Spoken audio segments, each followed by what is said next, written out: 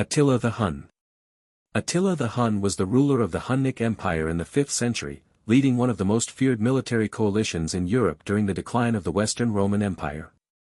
By 453 AD, he had already conducted numerous campaigns against both Eastern and Western Roman territories, extracting tribute and instilling fear across Europe. That year, he celebrated a marriage alliance, reportedly consuming large amounts of food and alcohol during the feast. Shortly after retiring to his chamber, he suffered a sudden internal hemorrhage, believed to be a severe nosebleed or ruptured artery. Historical accounts describe him lying on his back, unconscious, as blood flowed internally and externally, eventually blocking his airway. He died in his sleep, and his body was discovered the following morning by his attendants. His unexpected death caused immediate instability within the Hunnic Empire, which fractured quickly as his son struggled for control, showing how heavily his leadership held the empire together. Henri de la Tour d'Auvergne, Vicomte de Turenne. Henri de la Tour d'Auvergne, known as Turenne, was a marshal of France and one of the most respected commanders under Louis XIV, widely regarded for his strategic brilliance during the Franco-Dutch War.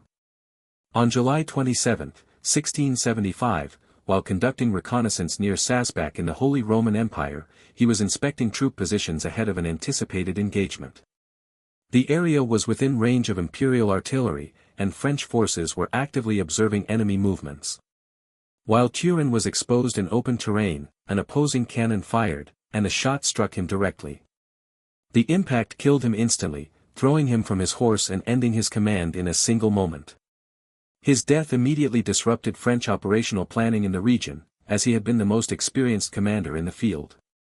The loss was so significant that even enemy forces reportedly acknowledged the strategic advantage gained from his sudden death. Gustavus Adolphus. Gustavus Adolphus was the King of Sweden and a revolutionary military innovator during the 30 Years' War, known for modernizing battlefield tactics with mobile artillery and coordinated infantry formations. On November 6, 1632, he led Swedish forces into the Battle of Lutzen in Saxony under heavy fog and smoke caused by artillery fire. Visibility was extremely limited, and battlefield units often lost contact with each other. In the confusion, Gustavus personally led a cavalry advance that pushed deep into enemy-controlled territory.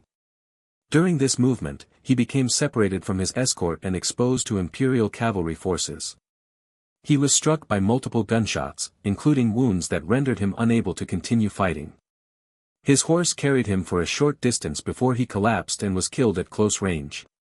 His body was later discovered after the battle, partially stripped, as was common in 17th-century warfare.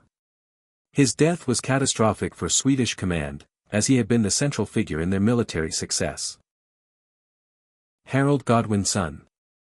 Harold Godwinson was the last Anglo-Saxon king of England and a seasoned military commander who had only days earlier defeated a Viking invasion at Stamford Bridge before marching south to face William of Normandy. On October 14, 1066, he took position at the Battle of Hastings, forming a strong defensive shield wall on elevated ground near Senlac Hill. The Norman army launched repeated assaults throughout the day, mixing cavalry charges with archers and infantry pressure. At one point, rumors spread that Harold had been killed, though he was still actively leading his forces. As the battle wore on, Norman tactics of feigned retreat began to break English formations, drawing sections of his army out of position. During the later stages of combat, Harold was struck in the eye by an arrow, according to traditional accounts, and then killed by Norman knights who closed in as his position collapsed. His death ended organized resistance, and the Norman victory changed the political structure of England permanently. Simon de Montfort. Simon de Montfort was a French-born English nobleman who led a major rebellion against King Henri III during the Second Barons' War, fighting to limit royal authority through the creation of a parliamentary system. On August 4, 1265, he faced the royal army at the Battle of Evesham in Worcestershire. The battle was already stacked against him, as Prince Edward had managed to outmaneuver and surround his forces before the fighting fully began. Thick morning fog added confusion to the battlefield, breaking communication between de Montfort's commanders and scattering his troops across uneven terrain. As the royal forces closed in, his army rapidly collapsed under coordinated assaults. De Montfort was unhorsed during the chaos and became isolated on the battlefield. Surrounded by enemy knights, he fought in close combat but was eventually overwhelmed and killed by multiple strikes. After his death, his body was brutally mutilated, with parts sent across different regions as a warning to other rebels.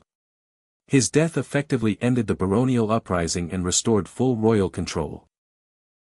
Antonio Luna. Antonio Luna was one of the most disciplined and controversial generals of the Philippine-American War, known for trying to enforce strict military order in a fragmented revolutionary army.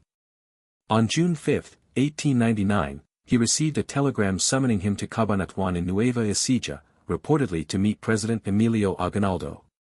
He traveled there with a small escort, unaware that tensions inside the revolutionary leadership had already reached a breaking point. When he arrived at the military headquarters housed inside a convent, he found that several of the soldiers stationed there were hostile toward him, many of them personally loyal to rival commanders he had previously clashed with. What began as a tense verbal exchange quickly escalated into violence. Luna attempted to assert his authority, but instead, he was suddenly attacked inside the courtyard and adjoining rooms of the convent. He was shot multiple times and then stabbed repeatedly at close range, collapsing inside the building where no organized defense was possible. He died shortly after from massive internal injuries and blood loss, making his death one of the most violent internal assassinations in Philippine military history and a turning point that weakened centralized command in the revolutionary forces.